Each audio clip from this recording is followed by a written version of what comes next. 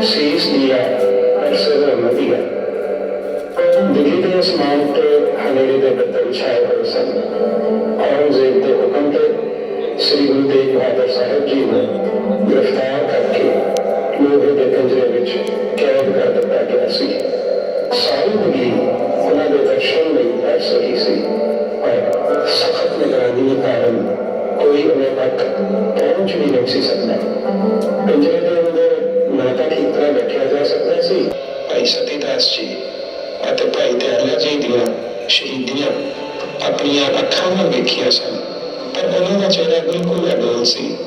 ਨਾ ਡਰ ਨਾ ਖੌਫ, ਬਸ ਨੂਰਾਨੀ ਜਿਹੀ ਚਮਕ ਸੀ। ਸ਼ਹੀਦੀ ਦਾ ਸਮਾਂ ਜਿਸ ਦਿਨ ਆਇਆ, ਉਸ ਸਵੇਰ ਗੁਰੂ ਸਾਹਿਬ ਨੂੰ ਪਿੰਜਰੇ ਵਿੱਚੋਂ ਕੱਢਿਆ ਗਿਆ। ਉਹਨਾਂ ਨੇ ਖੂਹ ਵਿੱਚੋਂ ਪਾਣੀ ਕੱਢ ਕੇ ਇਸ਼ਨਾਨ ਕੀਤਾ, ਨਵੇਂ ਕੱਪੜੇ ਪਾਏ ਅਤੇ ਚੌਕੜੀ ਮਾਰ ਕੇ ਬੈਠ ਗਏ। ਉਹਨਾਂ ਸ਼ਾਂਤ ਮਨ ਨਾਲ ਜਪੁ ਜੀ ਸਾਹਿਬ